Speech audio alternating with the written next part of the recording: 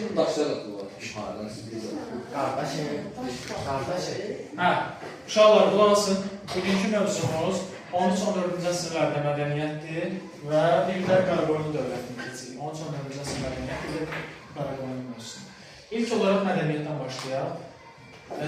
Bilirik 13-14-cü əsrlər ümumiyyətlə Azərbaycanda Hülaki dövlətinin hakimiyyətdə olduğu dövrdür. Əvvəlcə Monqolların yürüşləri və Monqolların 3-cü yürüşündən sonra Hülaki dövləti dövrüdür. Monqol yürüşləri zamanı Azərbaycan şəhərləri düzdür, dağıntılara məruz qalmışdı. Ancaq Hülakilərin dövründə, xüsusən Qazanxan islahatları və ondan sonraki dövrdə müəyyən qədər toparlandı, ticarət olsun, əkinçilik, maldarlıq, ümumiyyətlə təsərrüfat həyatı canlanmışdı. Hətta 2 yeni şəhər salınmışdı və şəhərlər də bərpa olunmuşdu, yeni abidələr, memarlıq nümunələri də tikilmişdi. Bu dövrün alimlərinə baxsaq, 2 dənə dilçi var, Məhəmməd Naxçıvani və Hinduşah Naxçıvani var. Məhəmməd Naxçıvani uşaqlar Azərbaycan ərazisində Darüşşəfaların olduğunu demişdi. Darüşşəfa nədir? Xəstəxanaların və apteklərin, darüxanaların, yəni apteklərin olduğunu bildirilmişdi. İzzəddin Həsənoğlu var. İlk dəfə bizə Azərbaycan dilində ilk şeir, gəlib çatan bizə ilk şeir məhz İzzəddin Həsənoğlunun şairidir. Fəzullah Rəşidəddinə aid bu il imtahanda sual düşmüşdü uşaqlar qəbulda. Fəzullah Rəşidəddin Hülaki dövlətində vəzir, tarixçi və həkim olmuşdu. Onun Camiət Təvarix əsəri var idi, tarixdə toplusu adlanır bu əsər. Və sonra var Fəzullah Nəyimi var, İmaməddin Nəsimi var. Bunlar hürufilik cərəyanının, hürufiliyin banisi Nəyimidir, amma İmaməddin Nəsimi də hürufiliklə davam etdirən. Hürufili bir cərəyan idi. Baxmışsınız Nəsim filminə? Baxmışsınız? Nəsimi filminə baxsınız. Nəsimi dərsi oynar. Hə? Aysi oynar. Nəsimi. Hürufilik cərəyanı bir dini cərəyan kimidir.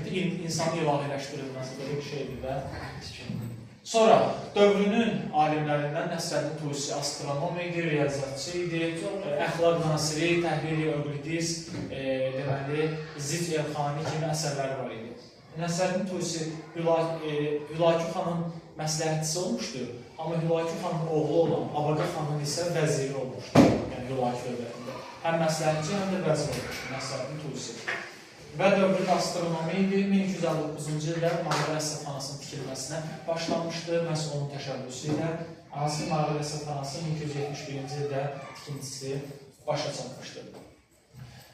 Dövrün incəsənət nümunələri 1319-cu ildə Yusif ibn Əhməd tərəfindən bədii kasa düzəldilmişdi. 1399-cu ildə isə Teymurun sifarişi ilə deməli tiyan hazırlanmışdı. Əbdüləziz ibn Şərafəddin tərəfindən. Tiyan bilirsiniz, belə yemək pişirmək üçün iri qazanla da prosto işləməli, formalı belə naxışlıqla hazırlanmışdı. Sonra 13-14-cü əsrin mədəniyyət abidələri, memarlıq nümunələri. Bakıdakılar Ramana qalası, Bayıl qalası, Mərdəkan 4 günc dairəvi qalası və Nardaran qalasıdır. Bir də mən yadınızdadır, Orxan sizə demişdim, 13-14-cü əsrlərdə əsasən türbələr idi. O sözüm yadınızdadır, 13-14-də türbələr.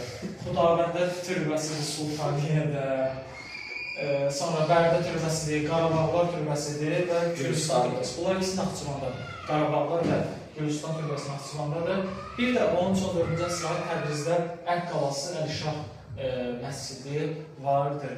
Bu da Hülaki dövlətində vəziri tərəfindən tikdirilmişdir. Təbrizdəki Ərk qalası, Əlişah məscidi və 2 dənə adı var da bu formada. Bir də bir şey demədim, Fəzullah Rəşidəddin tərəfindən 14-cü əsrdə Təbrizdə Rəbi Rəşidi mədrəsəsi fəaliyyət göstərirdi. Deyirik ki, burada elm öyrədilirdi, çoxlu saylı tələbələr var idi. Qədim Şərqin deməli, 2-ci ali təhsil müəssisəsi idi, Rəbi Rəşidi mədrəsəsi, 2-ci ali təhsil müəssisəsi idi. Mədəniyyət bu qədər, 13-14-cü əsr mədəniyyət. Siz burada, yəni mədəniyyətdən Fəzullah Rəşidəddin düşmüşsə keçəni, Mağara Rəsədxanası xronologiyada və digər çox vaxt salınır, qalalar da salına bilər, ona görə qalaları da öyrənmək lazım.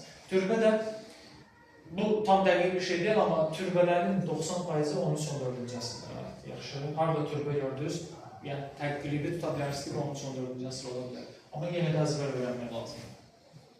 Sonra biz gəlirik Qaraqoyunlu dövlətinə. Qaraqoyunlu dövləti Oğuz tayfalarından biridir. Orada Oğuzların müxtəlif boyları var da, müxtəlif tayfalardan ibarətdir Oğuzlar. Onlardan biri də Baharlılar sülaləsidir. Baharlı. Ağqoyunlular Bayandurdur, amma Qaraqoyunlular Baharlı. Məsələn, Səlcuqlar, Oğuzların bir qolu Səlcuqlardır. Yəni, müxtəlif qollara qırılır, ümumiyyətlə Oğuz tayfaları. Qaraqoyunlu bəyliyinin əsası Bayram Xoca tərəfindən qoyulmuşdur. Mərkəzi Van şəhəri idi.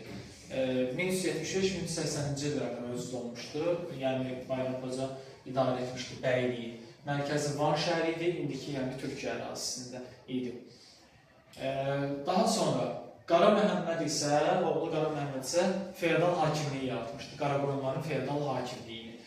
Bəylik ilə feodal hakimliyin təbii ki, fərqi var. Bəylik ilk olaraq yaranır. Feodal hakimlik biraz daha geniş ərazilərə əhatə edir, daha dövlətə yaxın bir şeydir. Və ondan sonra Qara Məhəmməddən sonra 1389-cu ildə Qara Yusif gəlmişdi hakimiyyətə. Qara Yusif 1389-dan 1420-yə qədər Qaraqoyunlu feodal hakimliyini idarə edir. Deməli, Qara Yusif nə edir? Qara Yusif Cəlairi hökmdarı Sultan Əhmədlə qohum idi. Qohum münasibətləri qurmuşdu və onunla ittifaq quraraq Əmir Teymura qarşı mübarizə aparmaq istəyir. Axı Teymurlar Azərbaycana yürüş edirdi o dövrdə. Lakin 1394-cü ildə Cəlairi Sultan Əhməd və Qaraqoyunlu Qara Yusifin birləşmiş qüvvələri Bağdad döyüşündə Teymura məğlub olurlar. Teymura məğlub olurlar, qaçırlar, gedirlər Osmanlı Sultanı Bəyazıdın yanına. Teymur da Bəyazıda məktub göndərir ki, bəs bunları təhvil verir. Yusiflə Sultan Əhmədi təhvil verir. Bəyazıd da təhvil verməkdə imtina edir. Sonra Qara Yusiflə Sultan Əhməd qaçır gedir bu dəfə Misirə. Burada Teymur Misir Sultanına məktub göndərir ki, onların ikisini həbs elə. Misir Sultanı da təbii ki, Teymurdan qorxduğu üçün onları həbs edir. Qara Yusif və Sultan Əhməd qalırlar həbsdə. Onlar nə vaxta kimi həbsdə qalırlar sizdə? Təbii ki, Teymurun ölümünə qədər. 1405-ci ildə qədər. 1405-ci ildə bu iki müttəfiq zindandan çıxırlar və qayıdırlar, gəlirlər Azərbaycana. Həbsdə olarkən, zindanda olarkən, yəni bir-birinə and içirlər ki, Azərbaycanı Teymurların əlindən alacaq, Teymurları qovacaq və hərəmiz öz dövlətimizi idarə edəcək. Müttəfiq kimi. Və belə deyirlər. 1406-cı ildə Araz çayı sahilindəki döyüşlər Teymurilər məğlub edilir Qara Yusif tərəfindən və 1408-ci ildəki Sərdurud döyüşündə isə Teymurilər ümumiyyətlə Azərbaycandan qovulur. Teymurilər qovulur, Miranşah öldürülür, Əmir Teymurun oğlu Miranşah və Teymurilər Azərbaycandan qovulur. Bundan sonra isə deməli Cəlairi Sultan Əhməd gəlir Təbrizə, artıq Azərbaycanın hakimi, Cəlairi dövlətinin hökmdarı kimi yenidən başlayır dövləti idarə etməyə. Lakin sonralar bu Qara Yusiflə Sultan Əhmədin arası dəyir. Sizcə niyə dəyir? Çünki Sultan Əhməd deməli Həmədan yaylaqlarını istəyirdi və Həmədan yaylaqlarını da ona görə də sırf bir dənə Həmədan yaylaqları təbii ki, orada digər məsələlər də vardı. Ona görə aralarında müttəfiqlik əlaqələri pozulur və 1410-cu ildə Əsər döyüşündə Qara Yusif Cəlairi hökmdarı Sultan Əhmədi məğlub edir. 1410-cu ildə Əsər döyüşünü. Beləliklə Azərbaycanda Cəlairilərin hakimiyyəti sona çatır. Yeni bir dövlət olan Qaraqoyunlu dövləti yaranır. Cəlalilər də Qara Yusif şeydir. Hə, onlar da Qara Yusif sübut elətdirir. 1410-cu ildə paytaxtı Təbrizdə olan Qaraqoyunlu dövləti yaranır. Deməli, Cəlairilərin Azərbaycanda hakimiyyəti başlamışdı 1359-da, düzdür, Təbrizin tutulması ilə ta ki 1410-cu ilə qədər davam elədi və Qaraqoyunlu dövləti yarandı. Qara Yusif özü sultan titulu qəbul eləmir, oğlu Pirbudağı sultan elan edir, özü isə dövləti onun adından idarə etməyə başlayır və bu dövrdə Teymurilər yeni yürüş edirdi. Teymuri hökmdarı Şahrux var idi, hansı ki Əmir Teymurdan sonra gəlmişdi hakimiyyətə. Və Şahrux Azərbaycana yürüş edirdi. Elə 1420-ci ildə, 1420-dən əvvəl 1412 Kür çayı sahilində döyüşünü unutmuşam, onu yazın. 1412 Kür döyüşü. Kür döyüşü nədir uşaqlar? Qara Yusif paytaxtı Təbriz olan Qaraqoyunlu dövlətini yaratdı Bundan sonra isə Azərbaycanın digər ərazilərini, digər ərazi dediyimizdə Kür çayından şimaldakı torpaqlar, yəni Şirvanşahları özünə tabe etmək istəyir. Bunun müxtəlif səbəbləri var idi. Qara Yusif Şirvanşah İbrahimə dostluq təklifi göndərəndə bu təklifi rədd etmişdi. 1412-ci ildə Kür çayı sahilində döyüşdə Qara Yusif Şirvanşahların üzərinə hücuma keçir, İbrahim Dərbəndi və onun müttəfiqi olan Gürcü Çarı məğlub edilir. Gürcü Çarı və onun 300 əyanı edam edilir. Şirvanşah İbrahimi isə Təbrizdəki feodallar Qara Yusifə pul verərək onu xilas edirlər. Təbrizdə olan, Cənubi Azərbaycanda olan feodallar öz aralarında pul toplayırlar, Qara Yusifə verirlər ki, bəs İbrahimi öldürmədən burax getsin, o da buraxır, amma təbii ki, Qaraqoyunludan asılı olaraq qalır. 20-ci ildə Teymurilərin növbəti yürüyüşü zamanı Qaraqoyunlu Qara Yusif qəfil xəstələnərək vəfat edir. Ondan sonra hakimiyyətə gəlir kim? Qara İskəndər. 1420-ci ildən 1435-ə qədər Qara İskəndər idarə edir dövləti. 21-ci ildə Teymuri Şahruxu yürüyüş edir, Alaşkert döyüşündə Qara İskəndəri məğlub edir. Sonra bir də biz dedik ki, Teymuri Şahruxun öz atasından fərqli olaraq, yəni Əmir Teymurdan fərqli olaraq işğal etdiyi ərazilərdə qoşun saxlamırdı. Ona görə gəlirdi, məsələn, müxtəlif yerlərə hücumlar edirdi, tabe edirdi, qayıdıb çıxıb gedirdi, qarət edirdi, ya təzminatını alırdı, çıxıb gedirdi.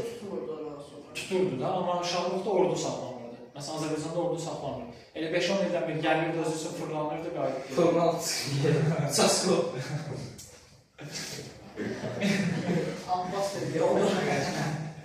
1935-ci ildə növbəti dəfə gəlir. 35-ci ildə növbəti dəfə gəlir Teymuri Şahrux. Bu dəfə isə Qara İskəndəri məğlub edir və onu taxtdan devirir. Qara Yusifin digər kiçik oğlu Cahan Şahı taxta çıxardır. Və Təbriz döyüşündə o taxtdan devirir.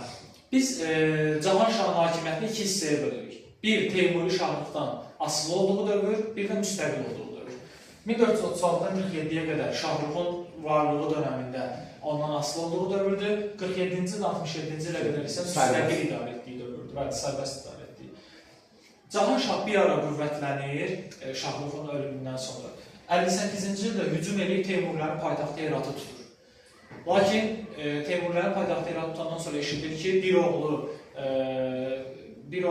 Təbrizdə, bir oğlu Ərdəbildə üsyan qaldırır. Pirqudağdan Həsənəli. Hərəsi bir tərəfdə üsyan qaldırır. Ona görə də 59-cu ildə, 1459-cu ildə Teymurilərdən təzminat alaraq qayıdıb verir oğulların üsyanlarından yatırmalar. Hər şeyin yerdən xizən ən maraqlı.